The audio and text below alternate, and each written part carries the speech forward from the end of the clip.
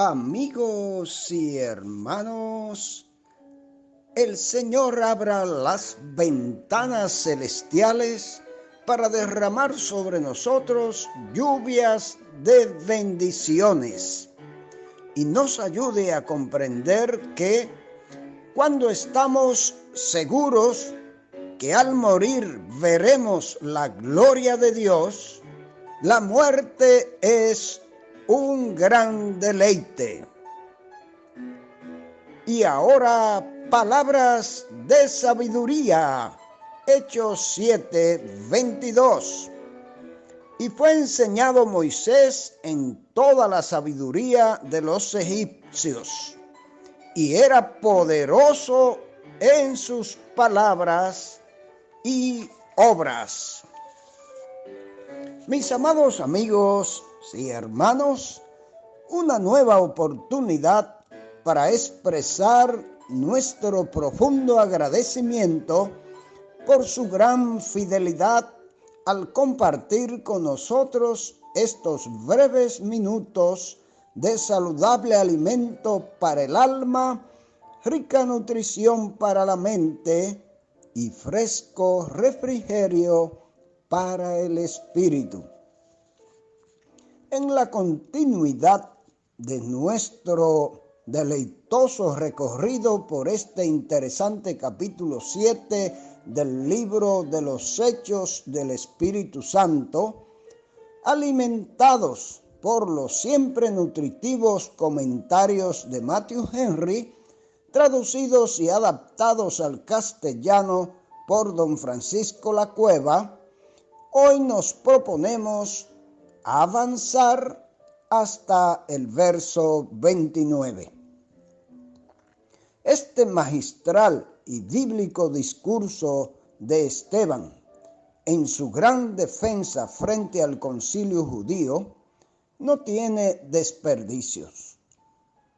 Independientemente de que sabemos que estaba lleno del Espíritu Santo, tenemos que admirar y desear su gran conocimiento y extraordinaria destreza en el manejo del Antiguo Testamento.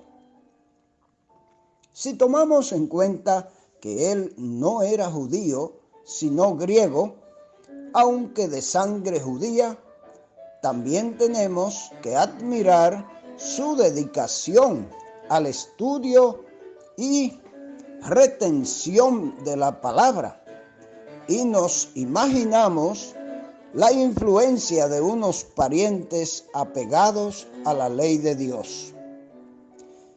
Sea esto cierto o no, al pensar en el buen testimonio, la fe, la santidad y la llenura del Espíritu Santo en y de Esteban, oremos al Señor que nos ayude a imitarlo y que no desmayemos en sembrar con amor estas semillas en nuestros hijos y en toda la descendencia. El Señor nos respaldará y nos premiará, y nuestra descendencia nos recordará y agradecerá en el mañana. Si estos tosudos y endurecidos miembros del Sanedrín nunca se arrepintieron de sus pecados, como parece ser, las palabras de Esteban y su rostro de santidad serán punzantes aguijones que les martillarán sus conciencias por una eternidad. ¿Cómo sucederá con todos los que han rechazado y rechazan cada día la oferta de salvación que les brinda nuestro amoroso Salvador? Y ahora preparemos nuestros corazones para recibir los comentarios de hoy con el tema Defensa y martirio de Esteban, parte 3. Hechos 7, 17 al 29. De la historia de José pasa Esteban a la historia de Moisés, el principal tipo de Cristo en lo que Esteban le interesaba poner de relieve en su discurso. Comienza por referirse al considerable crecimiento del pueblo en Egipto cuando se acercaba el tiempo de la promesa, el tiempo en que Israel iba a ser constituido como nación. Los movimientos de la providencia suelen acelerarse conforme se acercan a su centro. Dios sabe cómo redimir el tiempo que parecía perdido y llevar a cabo doble tarea en un solo día. El extremo al que se vieron reducidos en Egipto. 3 cosas hace notar Esteban.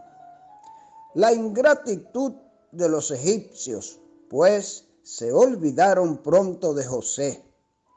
Se levantó en Egipto otro rey que no sabía nada de José, a pesar de que entre la muerte de José y el nacimiento de Moisés no llegó a 3 siglos. Qué grande fue la ingratitud de Egipto al olvidar tan pronto a tan grande bienhechor del país. La astucia y perversidad de tal rey al exponer a la muerte a los niños de pecho de Israel para que no se propagasen, lo que los enemigos del Evangelio estaban haciendo en la infancia de la Iglesia de Cristo era tan impío y tan inútil como lo que aquel rey hizo para acabar con la descendencia de Israel.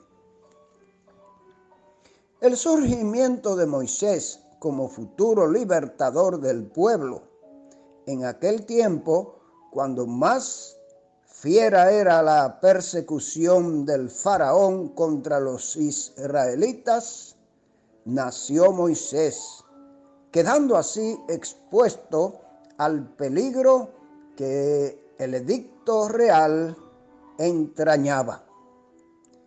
Fue hermoso a los ojos de Dios, en especial por la gracia de Dios, quien le eligió desde el vientre de su madre.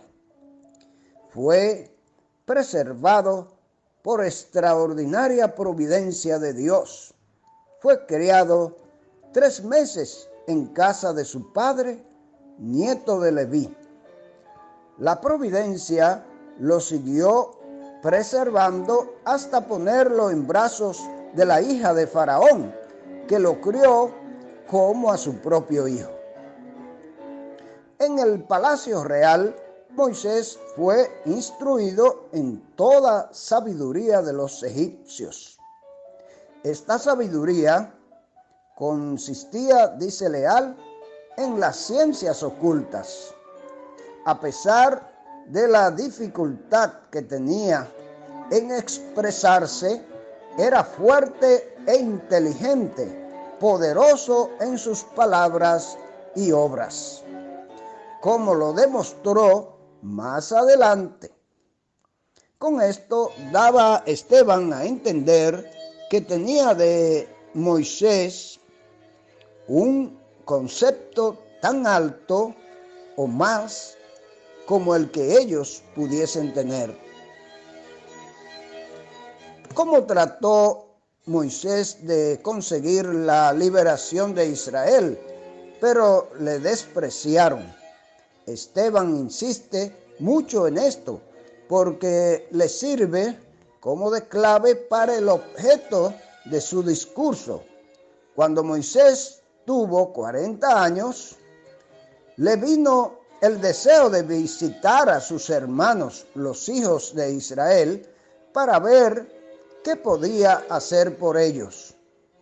Como su Salvador, según lo mostró al vengar a uno de sus hermanos oprimidos, si los israelitas hubiesen conocido las señales de los tiempos, habrían tomado esto por la aurora de su liberación, mas ellos no lo comprendieron así. Como juez de Israel, como lo mostró al día siguiente al tratar de reconciliar entre sí a dos israelitas que se peleaban, les hizo ver que eran hermanos, por lo que no debían maltratarse el uno al otro. Pero el que maltrataba a su prójimo, es decir, el de mayor culpabilidad en la contienda, no solo no aceptó la corrección, sino que tras hacerlo a un lado de un empujón, le dijo en su cara: ¿quién te ha constituido gobernante y juez sobre nosotros?